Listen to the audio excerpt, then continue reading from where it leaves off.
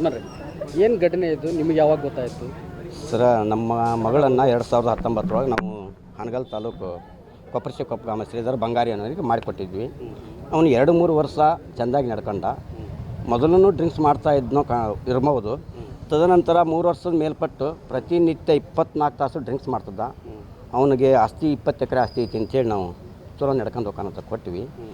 ಅವನು 24 ಅವರ್ಸೂ ಕುಡಿತ ದಾಸನಾಗಿ, ಆಮೇಲೆ ಎಲ್ಲಿ ಬದ್ದಾರ ಅಂತೇಳಿ ಸಾಲ ಕೇಳಕ್ಕೆ ಹೋಗೋದು, ಅವ್ರ ದೋಸ್ತರು ಅಂತೇಳಿ ಸಾಲ ಕೇಳಕ್ಕೆ ಹೋಗೋದು. ಸಾಲ ಕೇಳಕ್ಕೆ ಹೋದಾಗ ಅವ್ರ ದೋಸ್ತರು ಇವ್ರು ಗೊತ್ತಿದ್ದವ್ರು, ಅಕ್ಕ ತಂಗಿ ಅಂತ ಇರ್ತೈತೆ ಎಲ್ಲರಿಗೆ. ದೋಸ್ತರಂದ್ರೆ ಬೇರೆ ಭಾವನೆಗಳು ಯಾರೂ ಇರೋಂಗಿಲ್ಲ, ಯಾರೋ 100ಕ್ಕೆ ಇರ್ಬೋದು.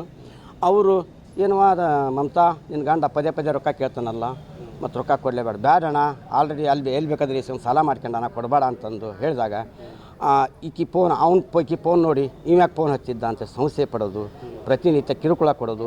ಆಲ್ರೆಡಿ 5-6 ಸಲ ಹೊಡೆದು ಕಳಿಸಿ ನಮ್ಮ ಹಿಡಿಗೊಂಡು ಕಳಿಸ್ಯಾನ.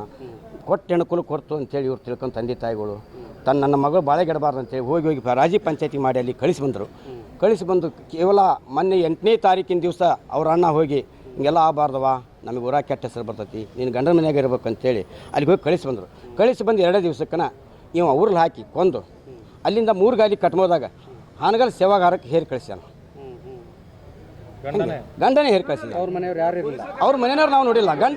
ನಾವು ಗಂಡನ ಹೆಸರು ಹೇಳ್ಬೇಕಲ್ಲ. ಪೊಲೀಸರಿಗೆ ಮಾಹಿತಿ ಕೊಟ್ಟಾರ. ಪೊಲೀಸರು ಹೋಗಿದ್ರಂತೆ. ಅಷ್ಟರೊಳಗೆ 3 ಗಾಲಿ ಕಟ್ಮೋದ್ರೊಳಗೆ ಸೇವಾಗಾರಕ್ಕೆ ತಂದು ಹಾನಗಲ್ಲಾಗ ಇಟ್ಟಾರ.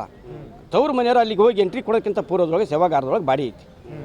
ಇದು ಈ ಸಮಾಜದೊಳಗೆ ಎಂಥ ಕೆಟ್ಟ ವ್ಯಕ್ತಿಗಳು ಅದಾರ ಅಂತ ನೋಡಿ. ನಾವು ಒಂದು ಹೆಂಡತಿ ತನ್ನ ದೋಸ್ತನ ಕೊಟ್ಟಾಗ ಏನೋ ನನ್ನ ಗಂಡ ಎಲ್ಲದಾನ ಕೊಡುತ್ತಾ ಇಷ್ಟೊತ್ತ ರಾತ್ರಿ 12 ಬರಲಿಲ್ಲ ಅಂತೇಳಿ ಫೋನ್ ಹಚ್ಚಿದ್ರೆ ಅಕ್ಕಿ ಮೇಲೆ ಅವನಿಗೆ ಸಂಬಂಧ ಕಟ್ಟೋದು ಎಷ್ಟರ ಮಟ್ಟಿಗೆ ಸೂಕ್ತ? ಅವರೆಲ್ಲಿದ್ದಾರೆ? ಅವನಿಲ್ಲೇ ಸ್ಟೇಷನ್ನಾಗ ಪೊಲೀಸರ ಇದು ಆಶ್ರಯದೊಳಗೆ. ನಮಗೇನು ಬೇಡ, ಬಾಡಿ ಬೇಕ್ರಿ. ನಮಗೆ ನಮ್ಮ 2 ಮೊಮ್ಮಕ್ಕಳು ಹುಟ್ಟೆವು. ಆ ಮೊಮ್ಮಕ್ಕಳಿಗೆ ಮುಂದೆ ಸೇಫ್ಟಿ ಬೇಕು. ಆ ಸೇಫ್ಟಿ ಸಲುವಾಗಿ ನಮಗೆ ಬಾಡಿ ಬೇಕು. ನಾವು ಕೊಪ್ಪಕ್ಕೆ ನಾವು ಊರು ಪಂಚರೊಳ ಸಮ್ಮುಖದೊಳಗೆ ನಮ್ಮ ಮಕ್ಕಳಿಗೆ ನಾವು ಸೇಫ್ಟಿ ತೊಗೊಂಡು ತದನಂತರ ನಾವು ಪೋಸ್ಟ್ ಮಾರ್ಟಮ್ ಮಾಡಿ ನಾವೇ ನಿಂತ್ಕೊಂಡು ಆ ಬಾಡಿ ಮಣ್ಣು ಕೊಟ್ಟು ಹೋಗ್ತೇವೆ. ಶೇಖಪ್ಪ ಕಾಸಿ ಹೆಡಿಗೊಂಡದಿಂದ.